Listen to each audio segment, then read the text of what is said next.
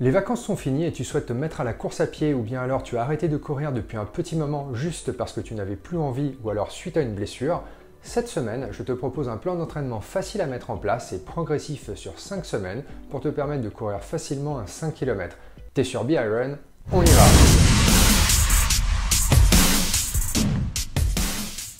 Pour beaucoup, le retour de vacances veut dire reprise du travail et reprise des entraînements. Et cela peut aussi être le bon moment pour tout simplement commencer ou reprendre une activité physique ou bien se lancer un petit défi et s'entraîner pour courir son premier 5 km. Dans cette vidéo, on ne va pas parler de technique de course, de matériel ou de préparation physique, on en parlera dans d'autres vidéos, mais tout simplement du plan d'entraînement que je te propose de suivre pour t'emmener de ton canapé à la ligne d'arrivée de ta sortie de 5 km d'ici 5 semaines. Tout d'abord, il faut savoir qu'un plan d'entraînement doit comporter des jours de course avec des distances plus ou moins longues et des jours de repos et idéalement des séances de renforcement qui t'aideront à préparer et à renforcer tes muscles, tes tendons, tes articulations, ce qui t'aidera à gagner de l'aisance en courant. Il faudra aussi prévoir une certaine progressivité entre tes semaines d'entraînement, idéalement en planifiant une progression d'environ 10% de ton temps de course par semaine. On va tout d'abord supposer que tu vas réaliser ta sortie longue de la semaine le dimanche et que le samedi sera un jour de repos.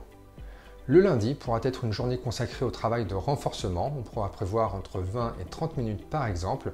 Le mardi sera un jour de repos, le mercredi un jour d'entraînement, repos le jeudi ou bien renforcement au cross-training par exemple si tu pratiques d'ailleurs un autre sport de type vélo ou natation et entraînement le vendredi. Donc sur cette base, on aura 3 jours d'entraînement course à pied par semaine et 1 ou 2 séances de renforcement ou de cross-training. S'agissant des entraînements de course à pied de la première semaine, on va commencer doucement avec un échauffement de 5 minutes en marche rapide progressive et un cool-down de 5 minutes aussi en marche rapide dégressive.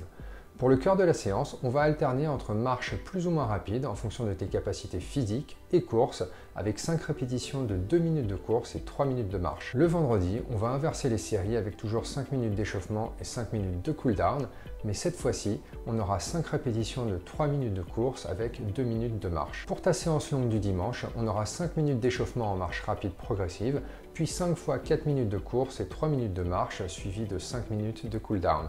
Donc pour ta première semaine, tu auras un total de 45 minutes de course réparties sur ta semaine. La deuxième semaine, on va rajouter un peu de volume de course de manière progressive et donc le mercredi, toujours avec 5 minutes d'échauffement et 5 minutes de cool-down, on aura cette fois-ci 6 fois 2 minutes de course suivies de 2 minutes de marche. La même chose pour le vendredi, à la différence près que les intervalles de course seront cette fois-ci de 3 minutes avec 2 minutes de repos en marchant.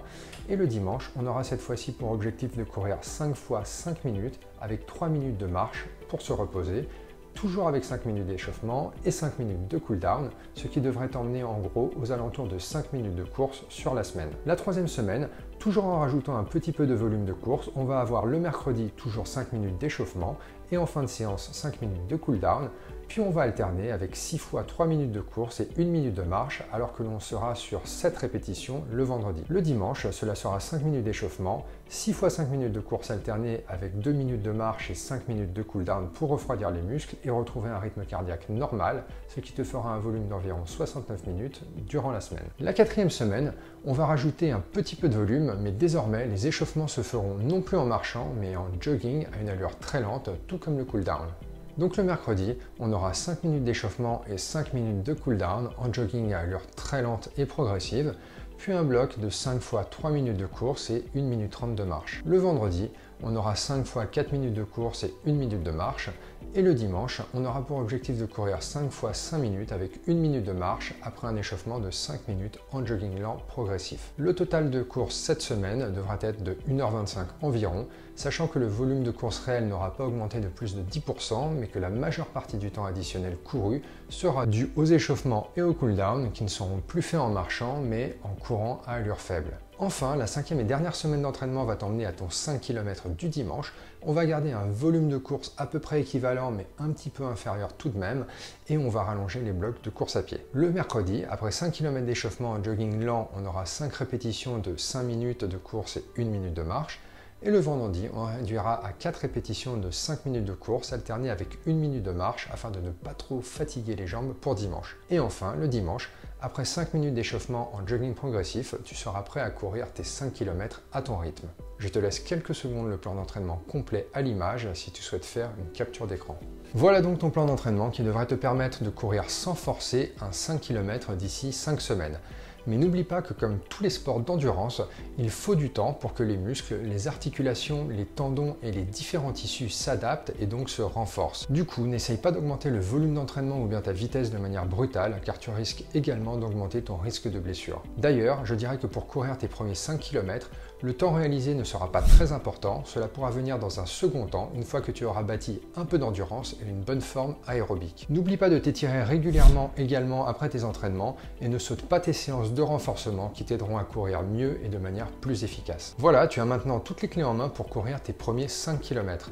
Laisse-nous un petit commentaire en dessous pour nous dire si tu as suivi notre plan d'entraînement et ce que tu en as pensé.